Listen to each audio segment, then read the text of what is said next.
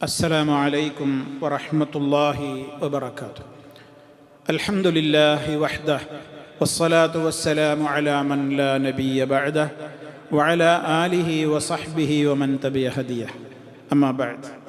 സ്നേഹമുള്ള സഹോദരി സഹോദരന്മാരെ, വിശ്വാസികളെ, നിത്യജീവിതത്തിൽ ഏറെ ശ്രദ്ധാപൂർവം നമ്മൾ നിർവഹിക്കേണ്ടുന്ന ദുആകളും ദിക്റുകളും നമ്മൾ പഠിച്ചുകൊണ്ടിരിക്കുന്ന നമ്മുടെ പഠന പരമ്പരയിൽ കഴിഞ്ഞ അവസരത്തിൽ രാത്രിയിൽ നമ്മൾ നിർവഹിക്കേണ്ടുന്ന ആയത്തുകൾ, സൂറത്തുകൾ, ദിക്റുകൾ ഏതൊക്കെയാണ്, ദുആകൾ, ഇതൊക്കെയായിരുന്നു നമ്മൾ കൃത്യമായി തന്നെ വിശദീകരിച്ചത്. ഇനി നമ്മൾ ഉറക്കത്തിൽ ഏർപ്പെട്ട് കഴിഞ്ഞാൽ ഉറങ്ങുന്നതിന് മുമ്പ് നിർവഹിക്കേണ്ടുന്ന കാര്യങ്ങളൊക്കെ നമ്മൾ ഏതാണ്ട് പറഞ്ഞു കഴിഞ്ഞു. ഇനി ഉറങ്ങുന്ന വേളയിൽ ഒരു മനുഷ്യനെ പിടികൂടുന്ന ചില കാര്യങ്ങളുണ്ട്.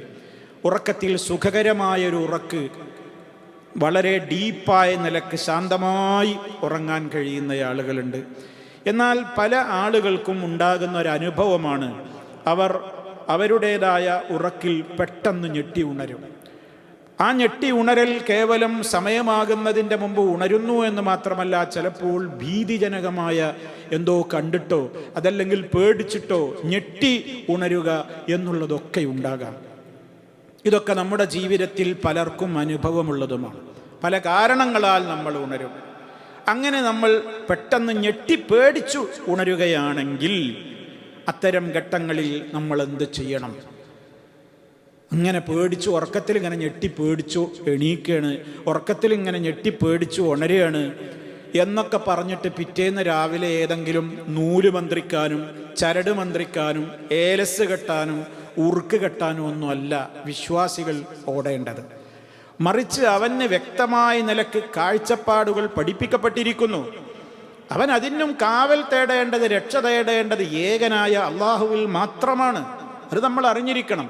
നമ്മുടെ നാട് പല ആളുകളുടെയും കൈത്തണ്ടകളിലും അരയിലുമൊക്കെ ഉറുക്കും ഏലസും കഴുത്തിലുമൊക്കെ കാണാൻ സാധിക്കും. എന്താ? രാത്രിയിൽ ഉറക്കത്തിൽ ഞെട്ടിച്ചാടി എഴുന്നേൽക്കുകയാണ്, പേടിച്ച് നീക്കുകയാണ് എന്നാണ്. ഇതിനുള്ള പരിഹാരം നബി സല്ലല്ലാഹു അലൈഹി വസല്ലം പറഞ്ഞു തന്നിട്ടുണ്ട്. അത് കേട്ടിട്ടില്ല, പഠിച്ചിട്ടില്ല, അത് ചെയ്യാൻ ഒരുക്കല്ല.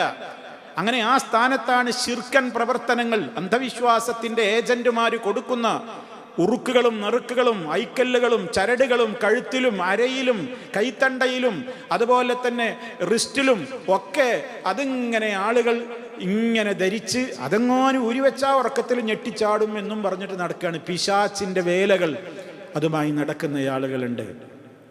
അതുകൊണ്ട് തന്നെ ഏറെ പ്രാധാന്യപൂർവ്വം വിശ്വാസികൾ അതിലേക്കൊന്നും ചെന്ന് ചാടരുത്. നബി സല്ലല്ലാഹു അലൈഹി വസല്ലം വ്യക്തമായി നമുക്ക് പഠിപ്പിച്ചു തന്നിരിക്കുകയാണ്. എന്ത്?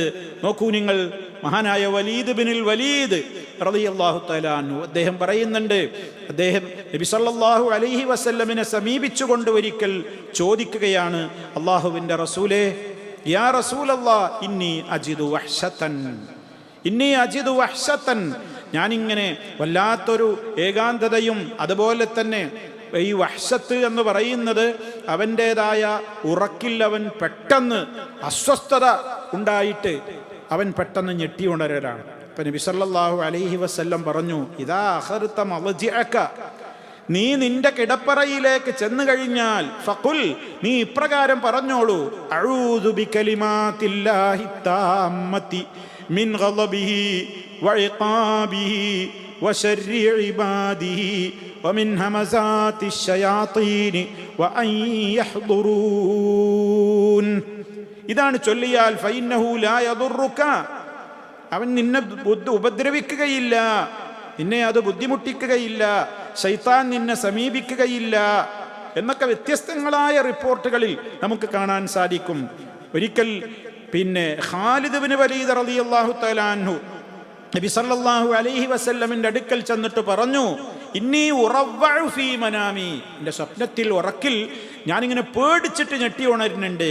ഫഖാല ലഹു റസൂലുള്ളാഹി സല്ലല്ലാഹു അലൈഹി വസല്ലം, അല്ലാഹുവിൻ്റെ റസൂൽ അദ്ദേഹത്തോടും പറഞ്ഞു കൊടുത്തു, ഖുൽ, ഇപ്രകാരം പറഞ്ഞോളൂ, അഊദു ബികലിമാത്തില്ലാഹി താമ്മ മിൻ ഗളബിഹി വഇഖാബിഹി വശർരി ഇബാദിഹി വമിൻ ഹമസാത്തി ശയാത്തീനി വഅൻ യഹ്ദുറൂൻ. നോക്കൂ നിങ്ങൾ, ഇനി മഹാനായ അംർ ഇബ്നുൽ ആസ് റളിയല്ലാഹു തആല അൻഹുമാ അദ്ദേഹത്തിൽ അദ്ദേഹം വ്യക്തമായി തന്നെ അള്ളാഹുവിൻ്റെ റസൂൽ സല്ലല്ലാഹു അലൈഹി വസല്ലമ പറഞ്ഞു കൊടുക്കുകയാണ്. എന്താ പറഞ്ഞു കൊടുക്കുന്നത്? അത് അദ്ദേഹം ഉദ്ധരിക്കുകയാണ്. ഇദാ ഫസിയ അഹദുക്കും ഫിന്നൗമി, നിങ്ങളിൽ ഒരാൾ ഉറക്കത്തിൽ ഭയപ്പെട്ടാൽ, ഫസിയ എന്ന് പറഞ്ഞാൽ പേടിച്ച് ഞെട്ടിച്ചാടിയിട്ടുള്ള ആ ഒരു എഴുന്നേൽക്കലാണ്, അല്ലെങ്കിൽ ഉണരലാണ്.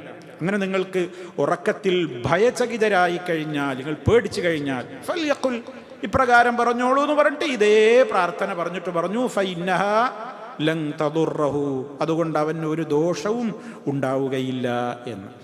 അപ്പൊ സഹോദരന്മാരെ, ഇവിടെ എന്താണ്? ഇനി നമുക്ക് അതിൻ്റെ വചനങ്ങളിലേക്ക് പോകാം. എന്താണ് ഇവിടെ നബി സല്ലല്ലാഹു അലൈഹി വസല്ലം? മറ്റൊന്നും കൂടെ ഞാൻ നിങ്ങളെ കേൾപ്പിക്കുകയാണ്. ഒരാൾ നബി സല്ലല്ലാഹു അലൈഹി വസല്ലമിൻ്റെ അടുക്കലേക്ക് കയറി വന്നിട്ട് അദ്ദേഹം ഉറക്കിലതാ പേടിപ്പിക്കുന്ന ചില രൂപങ്ങളും കോലങ്ങളുമൊക്കെ കാണുകയാണ്. അതിനെക്കുറിച്ചാണ് പറയുന്നത്. ഒരുപാട് ഭീകരമായ ചില രൂപങ്ങളൊക്കെയാണ് ഉറക്കത്തിൽ കാണുന്നത്. അപ്പം നബി സല്ലല്ലാഹു അലൈഹി വസല്ലം പറഞ്ഞു കൊടുത്ത മരുന്ന് ഇതന്നെയാണ് പരിഹാരം പറഞ്ഞത്. ഇദാ വൈത ഇലാ ഫിറാശിക, നിന്റെ വിരിപ്പിലേക്ക് നീ ചെന്നാൽ, ഫഖുൽ, നീ പറഞ്ഞോ ഇതന്നെ, അഊദു ബികലിമാത്തില്ലാഹി താമ്മ മിൻ ഗളബിഹി വഇഖാബിഹി വമിൻ ശർരി ഇബാദിഹി വമിൻ ഹമസാത്തിശ് ശയാത്തീനി വഅൻ യഹ്ദുറൂൻ. അപ്പോൾ കുറേ ആളുകളോട് പല ഘട്ടങ്ങളിൽ നബി സല്ലല്ലാഹു അലൈഹി വസല്ലം ഇത് പഠിപ്പിച്ചു കൊടുത്തിട്ടുണ്ട്. അതുകൊണ്ട് തന്നെ സഹോദരങ്ങളെ, നമ്മുടെ മനസ്സ് ശാന്തമാകുവാനും നല്ല സുഖകരമായ ഉറക്ക് കിട്ടുവാനും അങ്ങനെ ഞെട്ടിച്ചാടി എഴുന്നേൽക്കാതിരിക്കുവാനുമൊക്കെ നമ്മൾ എന്ത് ചെയ്യണം? ഇത് ആദ്യം തന്നെ ഉറങ്ങുന്നതിൻ്റെ മുമ്പും പറയാം. ഇനി അങ്ങനെ സംഭവിച്ചു കഴിഞ്ഞാലും നമുക്ക് എന്ത് ചെയ്യാം? പറയാം. അതാണല്ലോ നമുക്ക് ഈ ഹദീസുകളിൽ നിന്നൊക്കെ മനസ്സിലാക്കുവാൻ സാധിക്കുന്നത്. അപ്പം അത് ആദ്യം തന്നെ പറയുകയും ചെയ്യാം, അങ്ങനെ സംഭവിച്ചു കഴിഞ്ഞാൽ പറയുകയും ചെയ്യാം എന്നാണ് നമുക്കിപ്പോൾ ഈ റിവായത്തുകളിൽ നിന്ന്, റിപ്പോർട്ടുകളിൽ നിന്നൊക്കെ മനസ്സിലാക്കുവാൻ സാധിക്കുന്നത്. അപ്പം ശൈത്താൻ്റെ ഒരു ഷർറ്, ആ നിലക്കുള്ള ഉപദ്രവങ്ങൾ ഉണ്ടാവുകയില്ല എന്നാണല്ലോ മുത്ത് മുസ്തഫ സല്ലല്ലാഹു അലൈഹി വസല്ലം പഠിപ്പിച്ചത്. ഇനി അതിൻ്റെ അർത്ഥതലങ്ങളിലേക്ക്, ആശയങ്ങളിലേക്ക് നമുക്കൊരു ചുരുങ്ങിയ നിലക്കുള്ളൊരു വിവരണം നടത്താം. തുടക്കത്തിൽ എന്താ പറയുന്നത്? അഊദു, ഞാൻ അഭയം തേടുന്നു. അഭയം തേടേണ്ടത് ആരോടാ? അള്ളാഹുവിനോട്. അതാണ് ബി കലിമാത്തില്ലാഹി താമ്മ, സമ്പൂർണമായ അള്ളാഹുവിൻ്റെ കെലിമത്തുകളോട്. റബ്ബിൻ്റെ കെലിമത്തുകൾ, റബ്ബിൻ്റെ വാക്യങ്ങൾ എന്ന് പറയുന്നത് അള്ളാഹുവിങ്കൽ നിന്ന് പുറത്തുള്ള മറ്റൊരു സൃഷ്ടിയല്ല, അത് റബ്ബ് തന്നെയാണ്. അഥവാ റബ്ബിനെ കൊണ്ട് നമ്മൾ കാവൽ തേടൽ തന്നെയാണ് റബ്ബിൻ്റെ കെലിമാത്തുകളോടുള്ള, കെലിമാത്തുകൾ മുഖേനയുള്ള, അല്ലെങ്കിൽ കെലിമാത്തുകളോട് കാവൽ തേടുക എന്ന് പറഞ്ഞാൽ അത് അള്ളാഹുവിനോട് തന്നെയാണ്. അത് അള്ളാഹു അല്ലാത്ത മറ്റൊന്നാണ്. മഹാത്മാക്കളാണ്, അമ്പിയാക്കളാണ്, ഔലിയാക്കളാണ് എന്നൊക്കെ പറഞ്ഞ്, പരിശുദ്ധാത്മാക്കളാണ് എന്ന് പറഞ്ഞുകൊണ്ട് ഈ ഒരു ദിക്റിനെ പോലും ശിർക്ക് ചെയ്യുവാൻ വേണ്ടി അള്ളാഹു അല്ലാത്തവരോട് സഹായം ചോദിക്കാനും അഭയം ചോദിക്കാനും ഒക്കെ തെളിവാക്കുന്ന പിഴച്ചുപോയ പുരോഹിതന്മാരുണ്ട്. സാന്ദർഭികമായി ഞാൻ ഓർമ്മപ്പെടുത്തുകയാണ്, അവരെ സൂക്ഷിക്കണം. അവർ ബി കലിമാത്തില്ലാഹി താമ്മ എന്ന് പറഞ്ഞാൽ അവരുദ്ദേശിക്കുന്നത് ആരെയാണ്? മഹാത്മാക്കളാണത്രേ. പരിശുദ്ധാത്മാക്കളെ ശരണം, വിശുദ്ധാത്മാക്കളെ നിങ്ങളോട് ഞാൻ കാവൽ തേടുന്നു എന്നാണ് അക്കൂട്ടർ അതിന് അർത്ഥം നൽകുന്നത്. എത്ര പിഴച്ച അർത്ഥമാണത്! നമുക്ക് കാവൽ തേടാൻ അള്ളാഹു മാത്രമേ ഉള്ളൂ. അപ്പൊ സഹോദരങ്ങളെ, യാതൊരു നിലക്കുള്ള ന്യൂനതയും കോട്ടവും കലരാത്ത സമ്പൂർണമായ വാക്യങ്ങളാണ് അള്ളാഹുവിൻ്റെ കലിമത്തുകൾ. അപ്പം റഹ്മാനായ റബ്ബിനോട് തന്നെയാണ് നമ്മൾ എന്ത് ചെയ്യുന്നത്? കാവൽ തേടുന്നത്. അവനിൽ നിന്ന് തന്നെയാണ് നമ്മളെല്ലാ കാര്യങ്ങളിൽ നിന്നും സുരക്ഷ ആവശ്യപ്പെടുന്നത്. എന്തിൽ നിന്നൊക്കെയാ കാവൽ തേടിയത് ഇവിടെ? മിൻ ഗളബിഹി, അള്ളാഹുവിൻ്റെ കോപത്തിൽ നിന്ന്, വഇഖാബിഹി, റബ്ബ് കോപിച്ചു കഴിഞ്ഞാൽ അതിൻ്റെ അനന്തര ഫലമുണ്ടാവുക എന്താണ്? കടുത്ത ശിക്ഷയുണ്ടാകും. അപ്പം അവൻ്റെ ഇഖാബിൽ നിന്നും, അള്ളാഹുവിൻ്റെ കോപത്തിൽ നിന്നും, റബ്ബിൻ്റെ കോപത്തിന് കാരണമാകുന്ന ഒരു കാര്യങ്ങളും എൻ്റെ ജീവിതത്തിൽ ഉണ്ടാവരുതേ. കാരണം എൻ്റെ റബ്ബെന്നോട് കോപിച്ചു കഴിഞ്ഞാൽ പിന്നെ ശിക്ഷയാണുണ്ടാവുക. അപ്പോൾ അള്ളാഹുവിൻ്റെ കോപത്തിൽ നിന്നും അവൻ്റെ ശിക്ഷയിൽ നിന്നും ഞാനിതാ അള്ളാഹുവിനോട് കാവൽ തേടുന്നു. കാരണം റബ്ബിനോടല്ലാതെ നമുക്ക് കാവൽ തേടാനില്ല. അവിടെ നമുക്ക് അങ്ങനെ പേടിച്ചാൽ ഇങ്ങനെ ഞാൻ നേരത്തെ പറഞ്ഞതുപോലെയുള്ള ജ്യോത്സ്യന്മാരുടെ അടുത്തേക്കും കൈനോട്ടക്കാരുടെ അടുത്തേക്കും അതുപോലെ തന്നെ ഭാവി പ്രവചിക്കുന്ന പ്രവാചകരാണെന്ന് പറഞ്ഞിരിക്കുന്ന ദജ്ജാലുകളുണ്ട്, അതുപോലെ തന്നെ സാഹിറന്മാരെന്ന് പറയുന്ന അത്തരത്തിലുള്ള ദുർമൂർത്തികളുണ്ട്. നക്ഷത്രങ്ങൾ നോക്കിയിട്ട് മനുഷ്യന്റെ ഭാവി പ്രവചിക്കുന്നു, അവരുടെ തിന്മ നന്മ ഒക്കെ ഞങ്ങൾ പ്രഖ്യാപിക്കുന്നു എന്ന് പറഞ്ഞിരിക്കുന്ന അത്തരത്തിലുള്ള പിശാചുക്കളുണ്ട്. അതെല്ലാ ആ കൂട്ടത്തിലുള്ള ആളുകളിലുമുണ്ട്. ഈ വിധത്തിലുള്ള പ്രവർത്തനങ്ങളുമായി ശൈത്താനെ സഹായിച്ചു കൊണ്ടിരിക്കുന്ന, ശൈത്താൻ ഇവിടെ പ്രചരിപ്പിച്ചിട്ടുള്ള ആ വിധത്തിലുള്ള ശിർക്കിന് പ്രോത്സാഹനം നൽകുന്ന കുറേ ആളുകളുണ്ട്. അവർ ജ്യോത്സ്യന്മാരാവാം, ഇനി തങ്ങന്മാര് ബീവിമാരി എന്ന് പറഞ്ഞിരുന്നുകൊണ്ടൊന്നും കാര്യമല്ല. അറബി പേരുള്ള ആളുകൾ ആ രൂപത്തിലുള്ള ചില മന്ത്രങ്ങളുമൊക്കെ ആയിട്ടിരിക്കുന്നുണ്ട്. ആ വിധത്തിൽ അറബി മാന്ത്രികം എന്ന് പേരിട്ടിട്ട് അതിനൊക്കെ ഒരു ഇസ്ലാമിക് ടച്ച് കൊടുക്കാൻ വേണ്ടിയിരിക്കുന്ന അത്തരത്തിലുള്ള മനുഷ്യ പിശാചുക്കളുണ്ട്.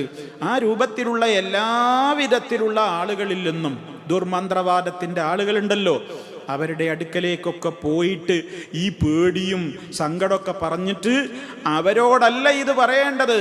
നമുക്ക് നമ്മുടെ ഏത് പ്രയാസങ്ങളും പറഞ്ഞു ഉത്തരം നമുക്ക് കിട്ടുന്നത് റഹ്മാനായ റബ്ബിലൂടെ മാത്രമാണ്. അവനാണ് നമുക്ക് ബാധിക്കുന്ന തിന്മകൾ നീക്കിത്തരുന്നത്. അവൻ്റെ കൂടെ ആ വിധത്തിൽ നമുക്ക് രക്ഷ നൽകുവാൻ ഒരാളുമില്ല എന്ന് ഉറച്ചു വിശ്വസിക്കുന്ന നമുക്ക് അല്ലാഹുവിനോട് തേടുന്നത് എന്താണ്? റബ്ബേ, നിന്റെ ഗളബിന്, നിന്റെ കോപത്തിന്, നിന്റെ ശിക്ഷക്കൊക്കെ നിമിത്തമാകുന്ന എല്ലാത്തിൽ നിന്നും ഞാൻ നിന്നോട് കാവൽ തേടുന്നു. പിന്നെ പറയുന്നത് എന്താ? വശർരി ഇബാദിഹി, അവൻ്റെ അടിമകളുടെ ശർറിൽ നിന്ന്. അല്ലാഹുവിൻ്റെ അടിമകൾ ഈ ലോകത്ത് എല്ലാം ഇവിടെ സൃഷ്ടികളാണല്ലോ. ആ സൃഷ്ടികളായ വസ്തുക്കളിൽ നിന്നൊക്കെ പലവിധത്തിലുള്ള ശർറുകളുണ്ടാകും. പലവിധത്തിലുള്ള ശർറുകളും തിന്മകളുമൊക്കെ പലവിധത്തിലുള്ള റബ്ബിൻ്റെ സൃഷ്ടികളിൽ നിന്നും ഉണ്ടാകാം. ആ വിധത്തിൽ എന്തൊക്കെ ശർറുകൾ ഉണ്ടാകുന്നുണ്ടോ ആ ശർറുകളിൽ നിന്നെല്ലാം ഞാൻ കാവൽ ചോദിക്കുന്നു. വമിൻ ഹമസാത്തി ശയാത്തീൻ, പിന്നെ പറയുന്നത് എന്താണ്? ശൈത്താന്മാരുടെ ദുർബോധനങ്ങളിൽ നിന്ന്. ശൈത്താന്മാർ നടത്തുന്ന വസ്വാസുകൾ, ദുർബോധനങ്ങൾ, അവരുടെ ഭാഗത്ത് നിന്നുണ്ടാകുന്ന എന്തെല്ലാം ഷെറുകളുണ്ടോ അതിൽ നിന്നൊക്കെ ഞാൻ കാവൽ തേടുന്നു. അവർ എൻ്റെ അടുക്കൽ ഹാജരാകുന്നതിൽ നിന്നും ഞാൻ നിന്നോട് കാവൽ തേടുന്നു. കേട്ടോ, ശൈത്താന്മാർ എവിടെയൊക്കെ ഹാജരാകും? ശൈത്താന്മാർ നമ്മുടെ എല്ലാ അവസ്ഥയിലും ശൈത്താൻ ഹാജരാകും. നമ്മുടെ ഏത് പ്രവർത്തനങ്ങളിലും ശൈത്താൻ ഹാജരാകും. അത് പഴപ്പിക്കാനും അത് ഫസാദാക്കാനും. നമ്മൾ നിസ്കരിക്കുമ്പോൾ വരൂലേ, നോമ്പെടുക്കുമ്പോൾ വരൂലേ, ഹജ്ജിന് പോകുമ്പോൾ വരൂലേ, തവാഫിൻ്റെ വേളയിൽ വരൂലേ, ഏത് സമയത്തും മനുഷ്യൻ അവൻ്റെ സ്വകാര്യമായ നിമിഷങ്ങൾ തൻ്റെ ഇണയുമായി പങ്കുവെക്കുന്ന നേരത്ത് ശൈത്താൻ വരൂലേ? ഏത് ഘട്ടങ്ങളിലാണ് ശൈത്താൻ വരാത്തത്? മരണം വരെ, ജീവനാണ് പോകുന്നതിന് മുമ്പ് വരെയുള്ള സമയം അത് ശൈത്താന് അവസാന പരിശ്രമത്തിൻ്റെ അവസരം. ഇനിയിപ്പോൾ അവനെ വിട്ടാൽ ഇനി കിട്ടൂല, അതുകൊണ്ട് നല്ലോണം ശ്രമിക്കും. മരണവേളയിലും എല്ലാ ഘട്ടത്തിലും വരുന്നതാണ്. നബി സല്ലല്ലാഹു അലൈഹി വസല്ലം നമുക്ക് പഠിപ്പിച്ചു തന്നില്ലേ? ജാബിർ റളിയല്ലാഹു തആല അൻഹു ഉദ്ധരിക്കുന്ന ഹദീസിൽ കാണാം, അല്ലാഹുവിൻ്റെ റസൂല് പറയുന്നതായി ഞാൻ കേട്ടിരിക്കുന്നു. എന്ത്? ഇന്ന ശൈത്താന യഹ്ദുറു അഹദകും ഇൻദ കുല്ലി ശൈഇൻ മിൻ ശഅനിഹി. ഇമാം മുസ്ലിം റിപ്പോർട്ട് ചെയ്ത ഹദീസാണ്. ശൈത്താൻ നിങ്ങളിൽ ഒരാളുടെ അടുക്കൽ ഹാജരാകും. ഇൻദ കുല്ലി ശൈഇൻ മിൻ ശഅനിഹി, അവൻ്റെ ഏത് കാര്യങ്ങളിലും ശൈത്താൻ ഹാജരാകും. അപ്പം എന്തും ഫസാദാക്കാൻ വേണ്ടി ശൈത്താൻ ഹാജരാകും. അങ്ങനെ എൻ്റെ അടുക്കൽ ശൈത്താൻ ഹാജരായി അവൻ എൻ്റെ പ്രവർത്തനങ്ങളും എൻ്റെ നന്മകളും ഒക്കെ ഫസാദാക്കുന്ന ഒരവസ്ഥ ഉണ്ടാകരുതേ എന്ന്. പ്രത്യേകിച്ച് നിങ്ങൾ നോക്കൂ, മഹാനായ നബി സല്ലല്ലാഹു അലൈഹി വസല്ലം പറയുന്നുണ്ട്, ഇബ്ലീസ് പറഞ്ഞു എന്നാണ് അള്ളാഹുവിനോട് പറഞ്ഞു എന്നാണെന്ത്? നിന്റെ അടിമകൾക്ക് അവരുടെ ശരീരത്തിൽ റൂഹുള്ളയിടത്തോളം സമയം ഞാൻ അവരെ പഴപ്പിക്കാൻ വേണ്ടി ശ്രമിക്കുക തന്നെ ചെയ്യും. അപ്പം അള്ളാഹു അവനോട് മറുപടി കൊടുത്തിട്ടുണ്ട്, അവരെന്നോട് ഇസ്തിഗ്ഫാർ നടത്തുന്ന കാലത്തോളം ഞാൻ അവർക്ക് പുറത്തു കൊടുക്കുകയും ചെയ്യും. അപ്പം ഈ ഹദീസിലുള്ള ഒരു ആശയം എന്താണ്? നമ്മുടെ ജസദിൽ, നമ്മുടെ ശരീരത്തിൽ റൂഹുള്ളയിടത്തോളം ശൈത്താൻ നമ്മളെ പഴപ്പിക്കാൻ വേണ്ടി പരിശ്രമിച്ചു കൊണ്ടേയിരിക്കും. മറ്റൊരു റിപ്പോർട്ടിൽ നമുക്ക് കാണാൻ സാധിക്കും, നബി സല്ലല്ലാഹു അലൈഹി വസല്ലമ ദുആ ചെയ്തിരുന്നു. ഒരു 8-9 വിധത്തിലുള്ള ദുർമരണങ്ങളാണ് ആ എണ്ണി പറയുന്നതൊക്കെ. ആ കൂട്ടത്തിൽ അല്പം വിശദമായൊരു പ്രാർത്ഥനയുടെ ഒരു ഭാഗം നമുക്ക് കാണാൻ സാധിക്കും. വഅഊദു ബിക, റബ്ബേ ഞാൻ നിന്നോട് കാവൽ തേടുന്നു അൻ യതഹബ്ബതനി ശൈത്വാനു ഇൻദൽ മൗതി, മരണനേരത്ത് ശൈത്താൻ എന്നെ പഴപ്പിക്കുന്നതില്ലെന്ന്. അപ്പം മരണനേരത്തും ശൈത്താൻ വരികയാണ് അവൻ്റെ ഈമാനിൽ നിന്ന് തെറ്റിക്കാനും ആ സമയത്ത് അവന് ലാ ഇലാഹ ഇല്ലല്ലാഹ് എന്ന വിശ്വാസത്തിൽ കളങ്കം ചാർത്താനും അതുപോലെ തന്നെ അവന് സംശയം ജനിപ്പിക്കാനും അങ്ങനെ കാഫിറായി അവന് സൂൽ ഖാത്തിമത്തിലേക്ക് എത്താനും അഥവാ ചീത്ത മരണം അവന് സംഭവിക്കാനുമൊക്കെ നിമിത്തമാകുന്ന നിലക്ക് അവനെ ഇങ്ങനെ വല്ലാതെ ശൈത്താൻ അടങ്ങറാക്കുന്നതാണ്. നമ്മൾ അള്ളാഹുവിനോട് പ്രാർത്ഥിക്കുമ്പോൾ ഈ പ്രാർത്ഥിക്കുന്ന വേളയിൽ ഇതൊക്കെ ഉണ്ടാവണം. ജീവിതത്തിൻ്റെ ഏതെല്ലാം കാര്യങ്ങളിൽ ശൈത്താൻ ഇടപെടുമോ അതുപോലെ തന്നെ മരണവേളയിൽ ശൈത്താൻ ഇടപെടൂലേ. അള്ളാഹുവേ ആ സമയത്തൊന്നും അവൻ എൻ്റെ അടുക്കൽ ഹാജരായി എന്നെ ദുഷിപ്പിക്കാതിരിക്കാൻ നിന്നെ കൊണ്ടേ പറ്റുള്ളൂ. ഞാനിതാ നിന്നോട് കാവൽ തേടുന്നു, നിന്നോട് കാവൽ തേടുന്നു. അതല്ലാതെ ഈ ശൈത്താനെ അകറ്റുവാൻ വേണ്ടി മഹാത്മാക്കളെ വിളിച്ച് തേടുക, മഹാത്മാക്കളുടെ കാവൽ തേടുക. ശൈത്താനെ നിങ്ങൾ അകറ്റണേന് അവരോടാണോ തേടേണ്ടത് അള്ളാഹുവിനോടാണെന്ന് മുത്ത് മുസ്തഫ സല്ലല്ലാഹു അലൈഹി വസല്ലം ഇവിടെ പഠിപ്പിച്ചു. നമ്മൾ തഹിയാത്തിൽ നിന്ന് വിരമിക്കുന്നതിൻ്റെ മുമ്പ് മിൻ ഫിത്നത്തിൽ മഹിയാ വൽ മമാത്ത് എന്ന് പറയുന്നില്ലേ, ജീവിത പരീക്ഷണങ്ങൾ, ജീവിതത്തിലുണ്ടാകുന്ന പരീക്ഷണങ്ങൾ, വൽ മമാത്ത് മരണ പരീക്ഷണങ്ങൾ, അഥവാ മരണ നേരത്ത് മരിച്ചതിന് ശേഷം ഖബറിൽ ഒക്കെ പരീക്ഷണങ്ങളില്ലേ. അതൊക്കെ നമ്മൾ അള്ളാഹുവിനോട് കാവൽ തേടുന്നു, റബ്ബിനോട് മാത്രമാണത്. സഹോദരങ്ങളെ, ഏറെ പ്രാധാന്യം ഇതിനുണ്ട് എന്ന് നമ്മൾ മനസ്സിലാക്കുക. നമ്മുടേതായ പ്രാർത്ഥനകളിൽ ഇതിനും നമ്മൾ ഇടമുണ്ടാക്കി കഴിഞ്ഞാൽ ശൈത്താൻ്റെ ദുർബോധനങ്ങളും അവൻ നമ്മുടെ അടുക്കൽ ഇങ്ങനെ എല്ലാ സമയത്തും ഇങ്ങനെ ഹാജരായി നമ്മളെ പഴപ്പിച്ച് ദുർമാർഗത്തിലേക്ക് കൊണ്ടുപോകുന്നതിൽ നിന്നും ഇതൊരു പ്രൊട്ടക്ഷനാണ്, ഇതൊരു കാവലാണ്. അതോടൊപ്പം രാത്രിയിൽ നമ്മൾ ചൊല്ലാനുള്ള, ഇനി ഉറക്കത്തിൽ ഞെട്ടി ഉണർന്നാലും ചൊല്ലാനുള്ള ഒരു ദുആയായിട്ട് നമ്മൾ ഇതിനെ കാണണം. ആശയം നിറഞ്ഞിട്ടുള്ള പ്രാർത്ഥനയാണിത്. ഒന്നുകൂടി കേൾപ്പിക്കാം. അഊദു ബികലിമാത്തില്ലാഹി താമ്മ മിൻ ഗളബിഹി വഇഖാബിഹി വശർരി ഇബാദിഹി വമിൻ ഹമസാത്തിശ് ശയാത്തീനി വഅൻ യഹ്ദുറൂൻ. അർത്ഥവാശയവും നമ്മൾ ഗ്രഹിച്ചു കഴിഞ്ഞു. റഹ്മാനായ റബ്ബ് നമുക്ക് തൗഫീഖ് പ്രദാനം ചെയ്യുമാറാകട്ടെ. അൽഹംദുലില്ലാഹി റബ്ബിൽ ആലമീൻ. വസ്സലാമു അലൈക്കും വറഹ്മത്തുള്ളാഹി വബറകാതുഹു.